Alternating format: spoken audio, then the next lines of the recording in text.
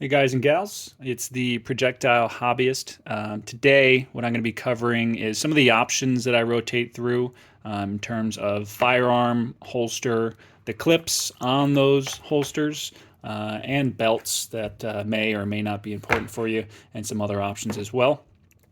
My first firearm I ever had was this Glock 43. I still love how this feels. I happen to only carry this at night now because I do have this TLR6 light that is on it, and some glow-in-the-dark, well, front sight at least on this. But hopefully I never need either of those in a real-world scenario. The holster that I use for it is made by Tolster. I do have the dual monoblock clips that for the longest time I thought these were the best clips. I still love them. They grip on very well to your belt, but there are a couple other options that make a good holster as well. On my Hellcat here, this was my first kind of intro into starting to use red dots, so I have the Holosun 507K on this Hellcat. No light on this one. This is intended to be my daytime carry, so if I think in a scenario that's possible, I would need a red dot for maybe more of a distance shot, something like that during the daytime. This is the pistol that I like to carry. It's very closely matched in size to the Glock 43.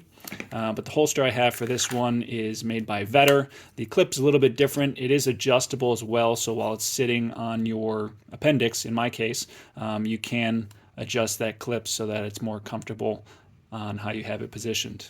It does also have this additional clip here to kind of bring in the pistol so that you're not printing with the frame or the magazine here through your shirt. And then something new to me, my first used firearm purchase is actually this Ruger LCP Max. It is in 380, and what I was reading a lot about 380 online is there's a concern that the rounds are not traveling at a fast enough velocity compared to 9mm. So a fast enough velocity sometimes cannot be achieved with hollow points that you would carry so that the round can actually expand.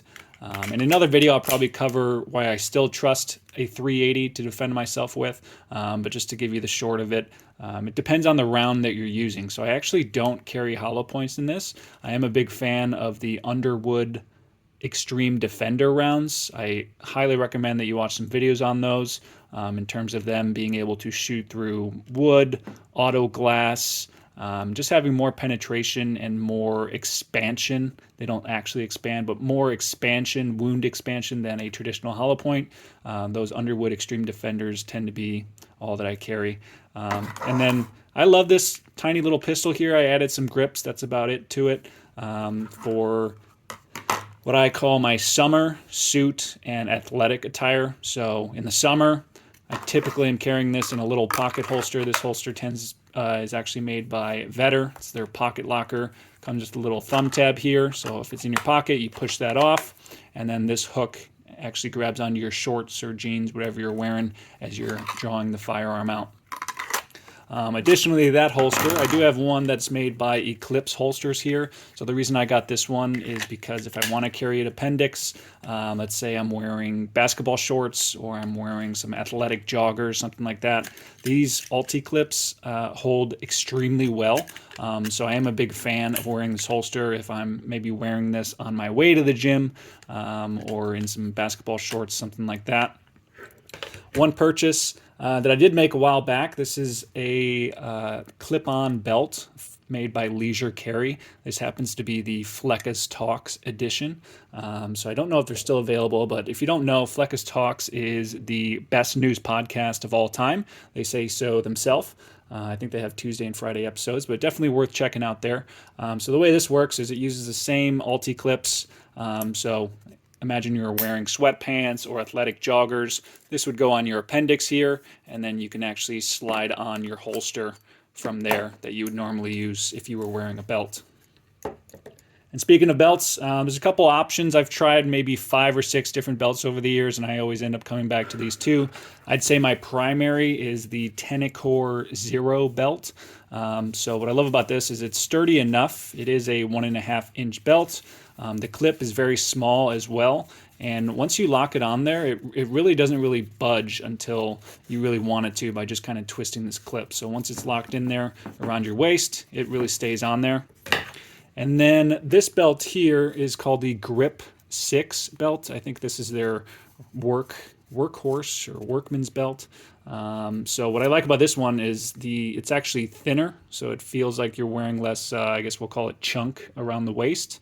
And it's got the same concept as the Tenicor Zero with the belt buckle that holds onto the, I guess, the fabric of the belt itself. It is a bit bigger of a belt buckle here, so I do reposition it a little bit, probably around the 11 o'clock area on my waist, but it's very sturdy. It holds up. It's also a 1.5-inch belt, and I've never had any problems with it. But let me know what you all want to see in terms of holster options. This is maybe, I don't know, a quarter or 20% of what I own in terms of holsters. But I've spent the money. I've tried different holsters, clips, belts, things along those lines. So it can add up very fast. It's very exciting to, make a custom holster on the many different holster companies' websites, adjust your clip, adjust the print, watch it coming in on the mail, see that it's coming in this afternoon, and be watching for the mailman. But it can add up very fast. So if you have any questions, let me know. I primarily carry at the appendix. When I first started, I was carrying around the 5 o'clock position on my waist, but sitting in a car and, moving, if I'm wearing just a t-shirt especially, I ended up not liking carrying, towards my backside, and much prefer, being able to just pretend I'm looking down at my shoes and seeing that, hey, my firearm's still covered right there at my appendix. And if anyone did know, and, in a worst case scenario, they were going after my weapon, it's much easier to protect your front side than it is your backside. So appendix is the way that I carry here. And then if I'm wearing, shorts in the summer, something like that, I tend to carry this Ruger Max LCP in the pocket with another Kydex holder. So you'll see that my preference has always been Kydex. It's probably more comfortable to have a leather holster or some other type of fabric.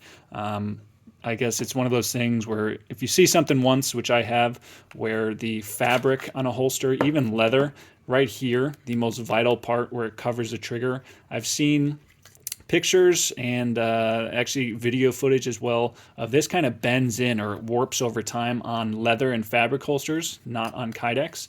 And what can happen is, if you can imagine this bending in towards the trigger, let's say it was where my finger is, and you shove this in, bang. So that's not good for anybody. So for that reason, I've never used leather holsters. I've never used those soft fabric, sticky holsters, I think is one of the brands. But if it works for you, that's great. My primary concern is, I want to make sure there's a hard covering on all the triggers, especially if I'm going to be, pointing that at some of my vital organs or, precious man parts, we'll call them. But also, your main arteries in your leg with pocket carry. This is all I carry in my front right pocket. So it's pointed down at my leg. You want to make sure that, hey, if not that I put anything in there, but in the event that maybe I threw a quarter in my pocket or my key or something like that, you want to make sure there's as close to 0% chance of anything being able to get in there to pull the trigger. But let me know what types of questions you guys have in terms of holsters, clips, belt options, things like that. I do want to know what's important to people that are new to carrying or new to going to the gun range. If you feel like I've earned it, leave me a like on the video. I like making these. I like talking firearms, ammunition types, carry options, things like that. And I'll see you guys in the next one.